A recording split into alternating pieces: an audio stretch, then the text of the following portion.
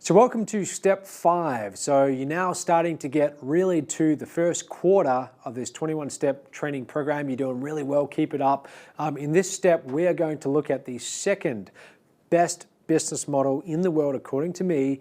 I'm going to explain why it's so good, and we're going to look at all the elements of what makes it so good. And then later on, I will show you where you can find those same elements with an online business model. We're also going to look at how you can leverage scalable systems to create cash on demand.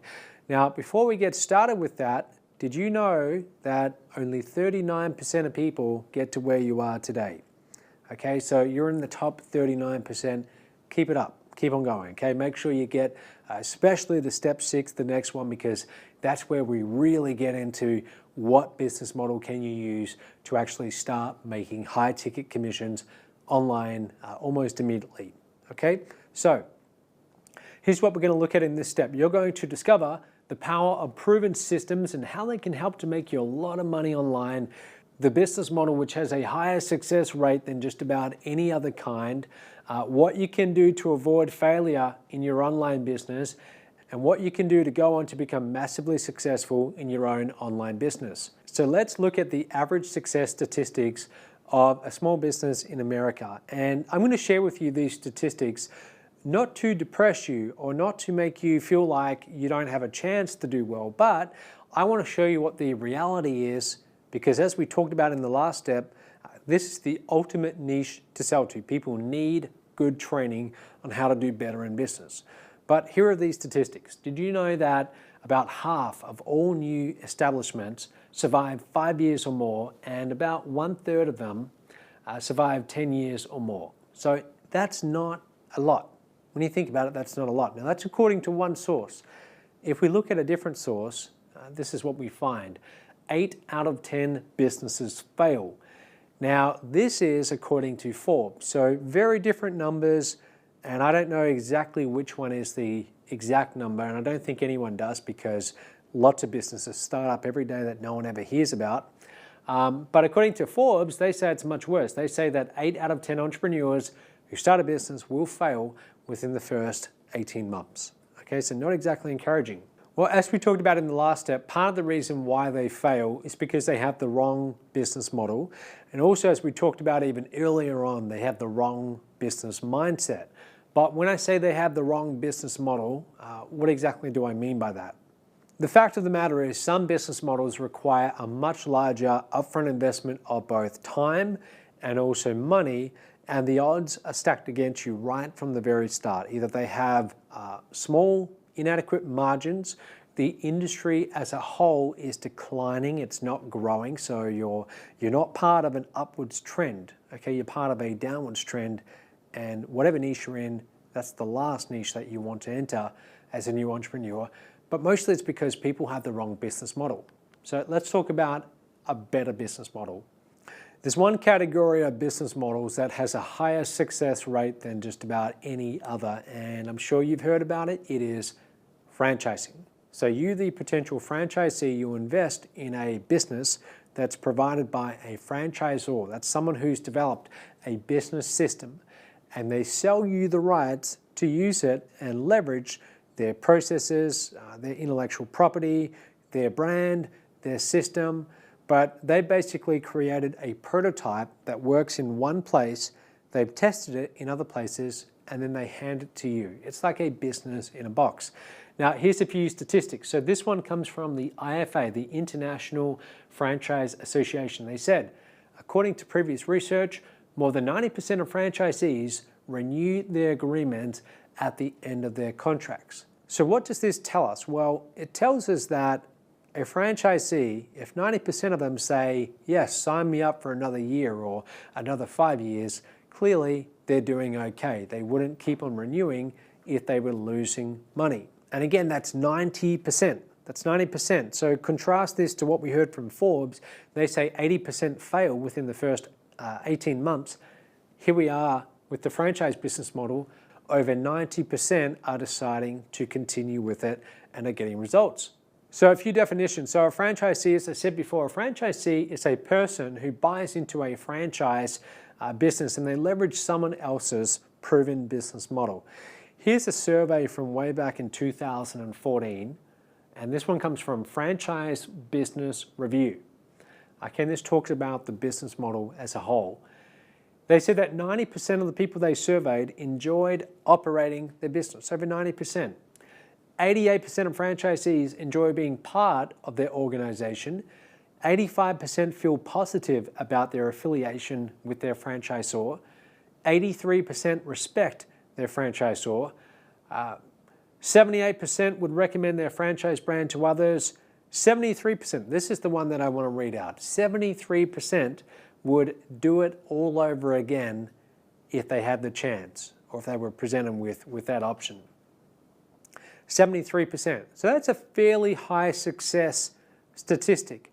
If you had a 73% chance of doing extremely well online and making a lot of money, I'm sure that you would think that's a half decent number. Okay, that's a good number. Now, all of your life, you've been seeing just how powerful this business model is all around you. And I'm talking about some of those most well-known brands like Starbucks, McDonald's. I mean, there's lots and lots of fast food ones out there, KFC, Pizza Hut. Depending on where in the world you are, you're going to hear about all different types of them. But franchises, if we look at the industry of different business models, they're everywhere, and that's because they work so incredibly well. Let's have a look at McDonald's. So we already discussed McDonald's before, but let's revisit the numbers. Right now, there are over 36,525 McDonald's outlets in the world. Now, not all of them are actually run by franchisees. Some are actually owned and operated by the company McDonald's itself. But somewhere over 20,000 of them are actually franchised out. Now, as I asked you before in a previous step, do you think that McDonald's somehow managed to find and identify 20,000 incredibly talented entrepreneurs, and that's why they're successful? Or do you think it's more likely that they have a really proven business model that works extremely well, that an ordinary entrepreneur with ordinary average abilities can plug into it and get results with it? Well, I think it's the latter, okay? And that's because Ray Kroc, when he designed the McDonald's business system, that's what he focused on. That was his product, not the hamburgers, but creating a duplicatable business model that an ordinary person could plug into and have a reasonable chance of doing extremely well. And also, did you know that the average McDonald's does $2.6 million in revenue per year? Some of them do a lot more than that as well. So $2.6 million in revenue, and they are quite profitable as well.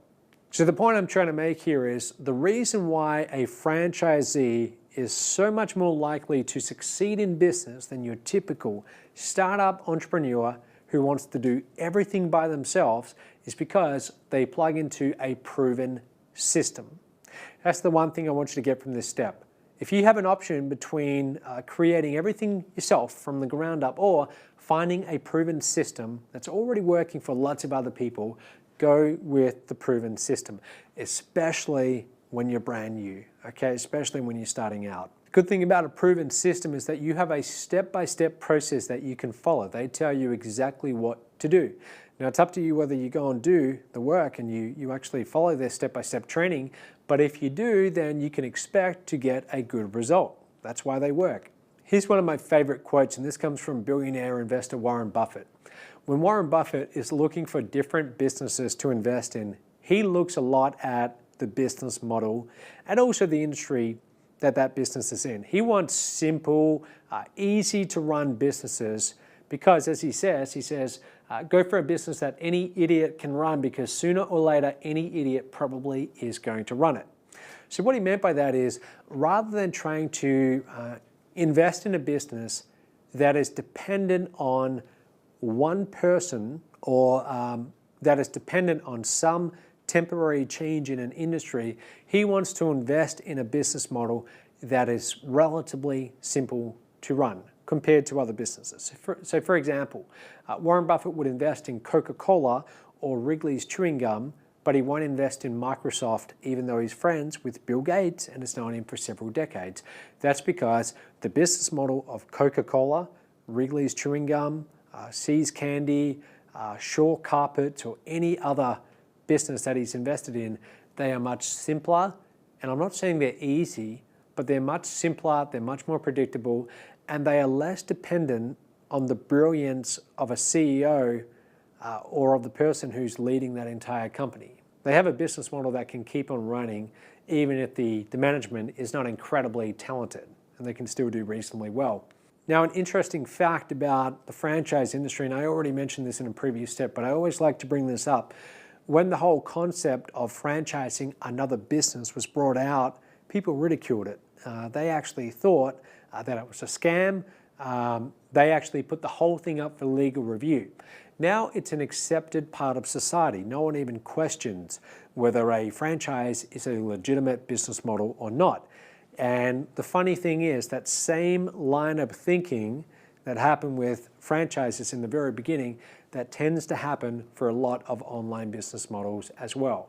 That's just the way it is. When there's a new business model that people haven't seen before, often people can question it and they don't know whether it's legitimate or not. So that happens with a lot of new business models. So when you buy into a franchise, what you're really buying into is the ability to use the brand name, the products, you have them supplying the products through you, their systems, their procedures. You actually get a thick manual that shows every single process in that business.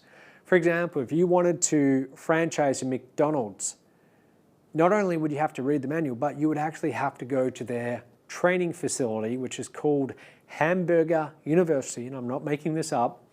And there you can actually get a degree in French fries, I believe it is, and hamburgerology. So they actually have their own training facility where they teach you all of their processes, all of their systems, so that when you actually go and operate this business, when you actually set up your McDonald's, you have a very good chance of doing extremely well. Here's another way I want you to look at it. I want you to just put yourself in this hypothetical scenario for just a moment. Pretend that you wanted to start your own coffee store. You like coffee and you decide, I want to go and start my own coffee business. So I myself, I'm a big Starbucks drinker. I have to have my Starbucks every day. Fun fact for you, every year we have something called the Mobe Leaders Cruise, where we actually go on a big cruise ship and we take all of our top earning consultants who've made over $100,000 in commissions. We pay for their entire trip and they come on this cruise. And I actually chose a ship just because they had a Starbucks on it. That's how much of a coffee drinker I am. So anyway, let's pretend that you wanted to go and open your own coffee store and you'd never done it before. You knew a thing or two about coffee. Let's say you drink coffee every day, but you have never run a coffee store before. So how would you go about doing that? Well, first of all, you would have to pick the location. You'd have to make sure that the location has adequate traffic, that there's enough people around that particular area where you're going to have people walking by, foot traffic every day, who can come in buy coffee from you. You would need to get the equipment. So you need to get the coffee machines to make different types of coffees, lattes, espressos, all the different types there are. You would need to get tables and chairs if you want to have people sit in there, the ingredients, the coffee, if you want to provide some food. Maybe you would need to hire some staff. But here's what I will guarantee you. If you've never run a coffee store before, there's going to be about 1,000 things that you haven't thought of. Okay, and even if you think that you have thought of them, even if you think you've mapped out your own plan of every possible thing that you would need, I guarantee you that in your first few weeks, every single moment, every single hour, you would find something and think, oh, I wish I had thought about that. That's a problem. I've got to find an answer to that. Okay, so you would be learning all of this for the very first time. And maybe you would be successful. Maybe your coffee would be a hit. People would love coming in, but then again, maybe it wouldn't. But let's say that after that first week, you're still getting comfortable and learning what you're doing. Let's say after the first week, one day you're looking at your glass front, okay, that glass front wall, and you see a Starbucks logo. Starbucks have arrived and they've decided that they want to open a coffee store right across the road from you. Now, how would you feel in that moment? Well, if you're like I was, if I was going to start a coffee business, I probably wouldn't feel too good about that. I would think, well, whoever is operating that Starbucks business, they have an enormous advantage over me. They have a proven brand. People already know and love Starbucks, so they're going to see the logo, and that's enough to get them in. They have this enormous marketing budget where the company is out there building the brand and promoting the brand, and they get to leverage that. Whoever buys into that franchise, that opportunity to run that Starbucks, they're going to have training. They're going to have step-by-step training. And in their training manual, all of those 1,000 little things that you didn't think of when you started your coffee store, you can bet that they're all going to be very well documented in that Starbucks franchise operating manual. So who would you rather be in this situation? Would you rather be the person trying to build this business on your own, or would you rather be the person who you might be new to business, but you're leveraging a proven system? You've got training, you've got support, you've got everything that you need to have the maximum chance of success. You would rather be the Starbucks franchisee. Now, why am I telling you this? Well, as we go through this training program, you're going to have the opportunity to either be the Starbucks franchisee or to be the person who tries to build everything by yourself. And I want to be very clear, Mobe is not a franchise, and we never claim to be a franchise. But the point I'm making here is that what makes a franchise so successful is that there is a proven system that someone whose brand you can plug into and do reasonably well with. So look for a proven system. With a proven system, you're going to have training. You're going to have an operations manual full of detailed documented procedures showing you exactly what needs to be done. You're going to have proven products, a proven brand. You're going to have all of that. And in the case of Starbucks, they right now have over 23,000, actually this is going back to 2015, but they had 23,000 different outlets that year. That's how proven the Starbucks business model actually is. So what I'm going to do is I want you to go and start looking at different franchise opportunities out there, not because you want to get involved in one of them, but more for the educational experience, okay? And as soon as you do this and then talk to your coach about it, you will see why this is so beneficial. So the first place that I want you to go to is franchisebusinessreview.com. And I want you to have a look around at all the different franchise opportunities out there. What sort of industry are they in? What do they give you when you buy into their franchise opportunity? What are the average results? How much does it actually cost? What's the investment? You will find some are a lot more than others. What's the income potential? All of this kind of information, I want you to start doing your own due diligence. So that's the first website. The next one I want you to go to is franchise.org. And I'm going to put all of these links in the text below this video as well. But if you go to this website, you can actually search for different franchise opportunities out there. And the last website I want you to go to is entrepreneur.com/franchise500. Now this one, this is actually, according to this website, the top 500 franchises. Now this is subjective, so just take it with a grain of salt, but have a look at what they rank are the top franchises available. And just looking here, we can see that some of them, like Jimmy John's Sandwiches, have an initial investment of $326,000 to $555,000 just to get started. If you want to get a Hampton by Hilton, you're looking at about $4.2 million right up to $7.8 million.